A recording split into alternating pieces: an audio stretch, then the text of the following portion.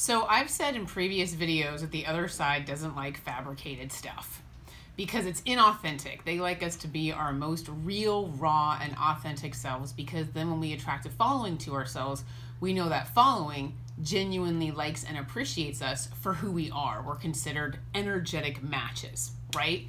So that's really important to the other side. Shine authentic light, create authentic relationships, create an authentic world and reality for yourself with authentic people who appreciate you and the God-given gifts and talents that you have to offer. And, marketing strategy is fine for messaging, but the universe responds to truth. So that's why it's important for us to pursue our heart-focused work and focus on using our God-given gifts and talents to help humanity, as opposed to chasing the almighty dollar. Now, the other side knows we need money to live. They understand that. They completely get it. But, I wanted to talk about the other side of my business model a little bit more, because I think it's important for people to understand exactly what the other side's doing with me. I have a sustainable business. I can live off of what I make. Depending on the year, I make anywhere between, 65 and 80K, depending on the year. But, looking incorrect in my videos hurts me. It definitely hurts me, my business, my livelihood, my brand, my image. It looks like people can't trust me. So when I'm making YouTube videos saying that Donald Trump isn't really president, well, I look like a stupid moron. I look like an idiot. And the problem is the other side doesn't care, because it's the truth. I'm a channel of divine truth. So if the divine, our lovely creator, says that Donald Trump isn't really president and it's just an illusion created by the dark, and our election was an illusion created by the dark because we never got the choice of light versus dark, but dark versus dark, which is not representative of human free will, and a huge no-no when it comes to God and the universe, well, he has a problem with it. It's like blow the whistle, time out, wrong, no. And so that's when it's like reverse and rewind, rewind and replay kind of thing. Erase and rewind. That's what I was trying to say. And so I guess the point that I wanted to make is I'm a pretty severe example of the other side only caring about truth. Truth is truth. It just is. Oh, sorry, Christine. Did your livelihood take a hit? Oh, well, we planned for that because we're strategic and we're all knowing. So we're going to try to slow down your spending right now. We're going to lead you to bargains, the clearance rack. All of a sudden, you're going to love everything on the clearance rack. We're going to use miles, points, 0% APR, whatever we can in order to try to keep the money in your bank for now. And, we'll pay it off later, with selling your condo, whatever. So the other side was very strategic about, trying to keep the money in my bank at certain times and then, having me spend money other times. It was like that flow of money coming in and out where they had to take that into account, because they knew that I would look like an idiot with some of the videos I was creating.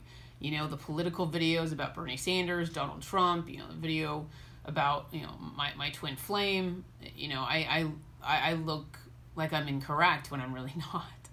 So they have to show you that I am correct, but in the meantime, they also have to make sure that I'm okay. Food in my stomach, roof over my head, that kind of thing.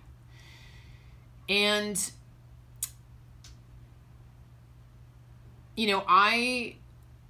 it became part of guiding me down my path and beating my ego out of me, and it was about taking everything away that I cared about, that, it was I don't know, it just became about stripping me of everything. Even just my wardrobe, my car, my condo, my career, my relationship with my friends suffered, my relationship with my family suffered in speaking my truth. Everything was just changing and being stripped away from me, and it was like they were ripping away all of the inauthentic parts of my life and slowly replacing them with things that more accurately represented me and were more aligned with me. So the stripping away of everything had a purpose, where it was suppressing my ego, but then also aligning me with who I really was and the light that I really wanted to shine. And as time went on, I realized that it was still about my ego, but then it also became about trust in God, where when it came down to my livelihood and making money and my security, it was like, do you trust God or not? My situation just became black and white, where it's like, you either trust God or you don't, Christine. You have total control over your peace of mind. You can stress out and bite your fingernails off all day, or you can calm the heck down and just trust God and throw the ball in his court and let him handle the logistics. And that's one of the things that was really kind of burned into my brain, is the importance of setting your ego aside and then just trusting God. And my life really has been one big perpetual trust fall, because when you're pursuing truth the way I am, that's pretty much all you have, and pursuing truth is really hard. Really hard. And so, again, as time went on, it became less and less about keeping money in my account and more about you either trust God or you don't. So that's when they started having me like stay in hotels and spend more and more money, and just like, take yourself to the spa, take yourself to a fancy dinner, whatever. Money just became like this energy where they were just like, spend it, we don't care, crunch all you want, we'll make more. That was their attitude. And in order to do that, because I'm spending my own money, also known as their money because they brought it onto my path, it's like that takes a certain amount of trust just to spend it, because that whole crunch all you want, we'll make more mentality that they have is like, well, this better be right, because I'm crunching on my own money.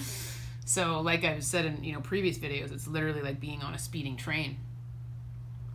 It's like being on a speeding train where you like see the tracks ending up there and you're like, you're gonna put down more tracks, right?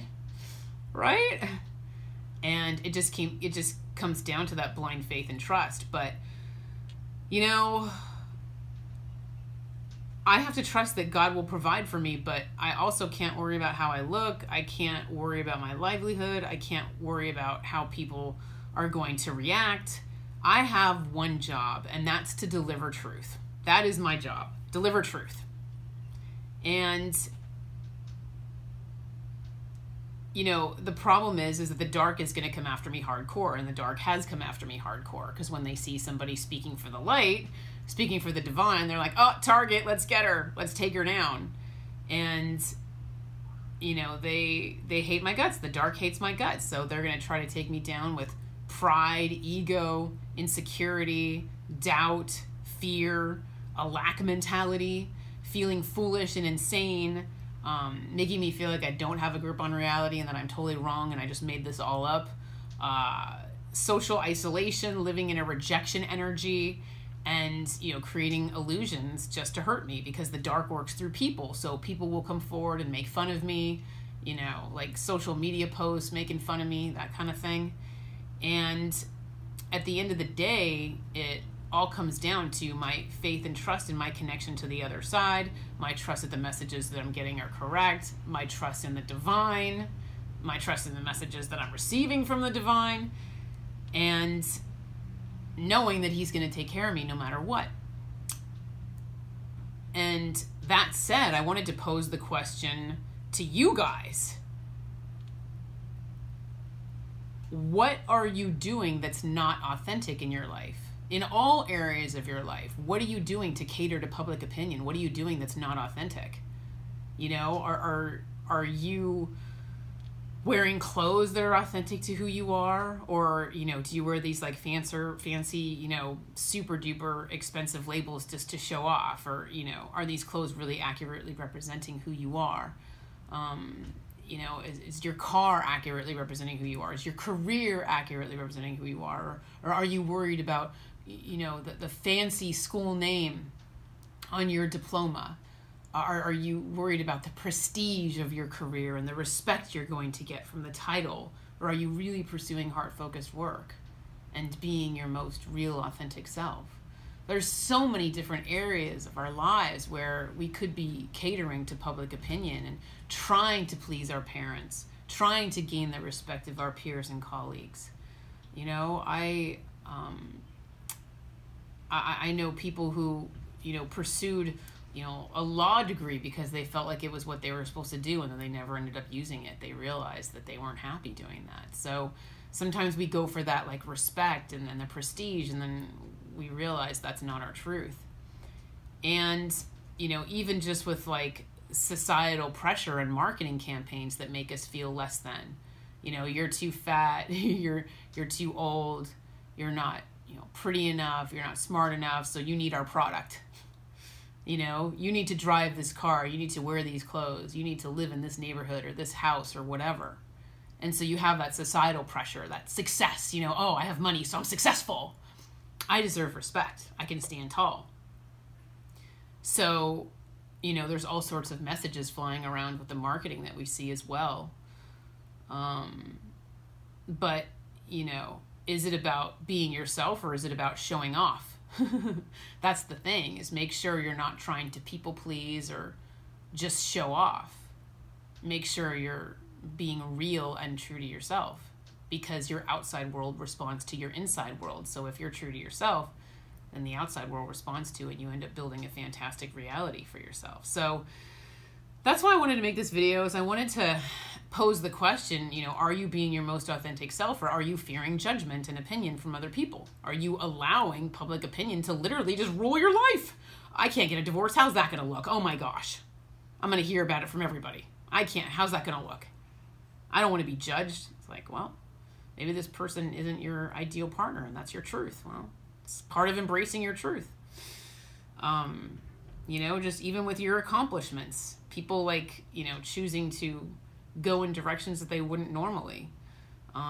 You know, even just personal truths, a gay person coming out of the closet, a psychic medium coming out of the closet and facing that rejection from people who judge them and don't understand them. You know, the fear, you know, fearing the lack of love and understanding and closeness, feeling isolated and being backed into a corner where you're essentially forced to love yourself because you end up losing the love of those around you. And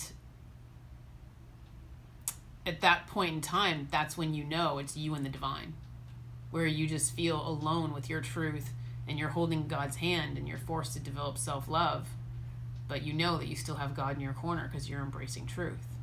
And in those moments where everything gets quiet, that's when you know what? At the end of the day, God is the person I can rely on. God is the person that will never turn his back on me. I know I will always have God in my corner, no matter what.